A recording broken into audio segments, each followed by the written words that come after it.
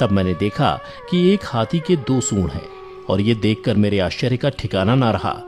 फिर अर्जुन ने बताया कि हे वासुदेव, मैंने एक पक्षी को देखा जिसके पंखों पर वेद की ऋचाएं लिखी हुई थीं। वह मरे हुए जानवर का मांस खा रहा था।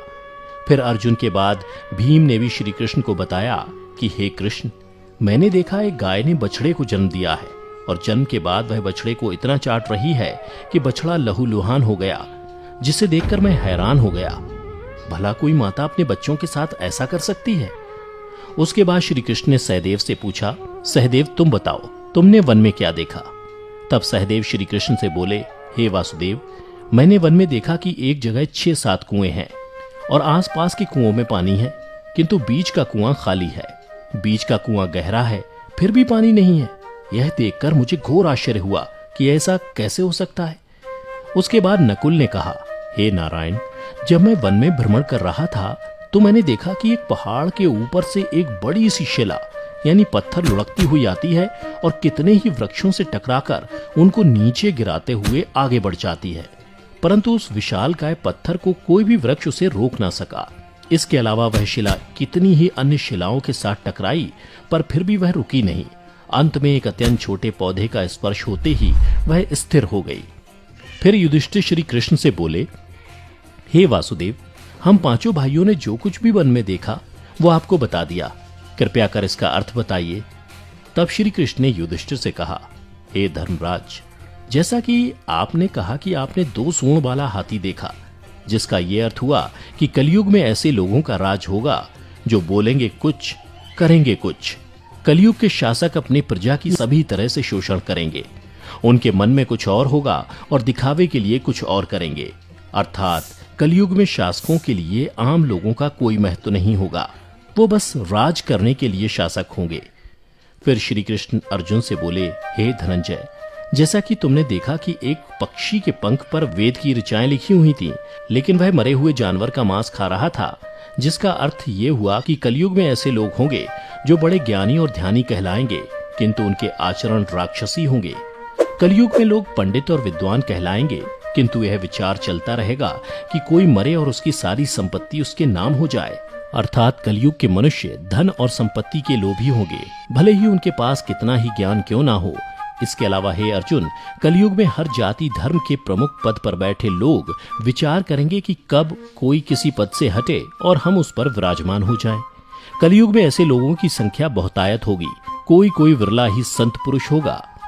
अर्जुन के बाद श्री कृष्ण भीम से बोले, हे गदाधर, जैसा कि तुमने देखा कि एक गाय अपने बछड़े को इतना चाटने लगी कि वो बछड़ा लहूलुहान हो गया, अर्थात कलयुग की माता अपनी संतानों पर इतनी ममता बरसाएंगी कि बच्चों को खुद का विकास करने का मौका ही नहीं मिलेगा, जिसके कारण मोह माया में पड़कर वे बर्बाद हो जाएंगे।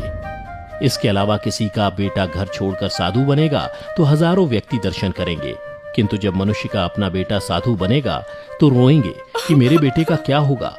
इतनी सारी ममता होगी कि उसे मोह माया और परिवार में ही बांध कर रखेंगे और उसका जीवन वहीं खत्म हो जाएगा। अंत में बेचारा अनाथ होकर मरेगा। भीम जब श्री कृष्ण के जवाब से संतुष्ट हो गए, तब भगवान श्री कृष्ण ने सहदेव से कहा, सहदेव, जैसा कि तुमने बताया कि तुमने वन में 5-7 भरे कुओं के बीच एक कुआं एकदम खाली देखा, जिसका अर्थ ये हुआ कि कलयुग में पैसे वाले अर्थात धनी लोग अपने पुत्र पुत्री के विवाह में या फिर आलीशान भवन बनाने में लाखों रुपए खर्च कर देंगे, परंतु उनके पड़ोस में ही यदि कोई भूखा प्यासा मर रहा होगा तो वह उसकी कोई सहायता नहीं करेंगे। भले ही उनका अपना ही सगा भूख से मर जाएगा, लेकिन वो देखते रहेंगे। इसके अलावा कलयुग में मनुष्य मदिरा, मांस, भक्षण, सुंदरता और व्यसन में पैसे उड़ा देंगे, किंतु किसी के 2 आंसू पोंछने में उनकी रुचि ना होगी। हे सहदेव, मेरे कहने का तात्पर्य यह है कि कलयुग में अन्न के भंडार होंगे, लेकिन लोग भूख से मरेंगे। सामने महलों बंगलों में ऐशो आराम चल रहे होंगे, लेकिन पास की झोपड़ी में आदमी भूख से मर जाएगा। एक ही जगह पर असमानता अपने चरम पर होगी। श्री कृष्ण की बातें सुनकर सहदेव को सारी बातें समझ में आ गईं। तब श्री कृष्ण ने नकुल से कहा, नकुल, जैसा कि तुमने बताया कि वन में एक बड़ी सी चट्टान पहाड़ से लुढ़की, किंतु बड़े बड़े वृक्ष और उसके तने उस चट्टान को रोक ना पाए, किंतु एक छोटे से पौधे से टकराते ही वह चट्टान रुक गई, जिसका अर्थ यह हुआ कि कलयुग में मनुष्य का मन नीचे जाएगा, यानी कलयुग के मनुष्यों का जीवन पतित हो जाएगा। और ऐसे में मनुष्यों का जीवन धन की शिलाओं से नहीं रुकेगा, ना ही सत्ता के वृक्षों से रुकेगा, किंतु हरि नाम के एक छोटे से पौधे से, हरि कीर्तन के एक छोटे से पौधे से मनुष्य जीवन का पतन होना रुक जाएगा। अर्थात कलयुग में भी जो मनुष्य धन के लोभ को छोड़कर हरि नाम का जप करेगा उसे कोई कष्ट नहीं होगा और मृत्यु के बाद उसे परमेश्वर अर्थात मेरे चरणों में जगह मिलेगी। तो मित्रों, आपने देखा होगा कि आज श्री कृष्ण द्वारा बताई गई ये सारी बातें सच में घटित हो रही हैं।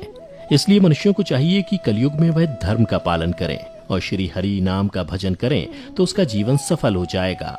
तो मित्रों, उम्मीद करता हूं कि आपको श्री कृष्ण द्वारा कलयुग के बारे में बताई गई ये कड़वी सच्चाई जरूर पसंद आई होगी। अगर पसंद आई हो तो इसे ज्यादा से ज्यादा लाइक और शेयर करें। साथ ही अगर आप हमारे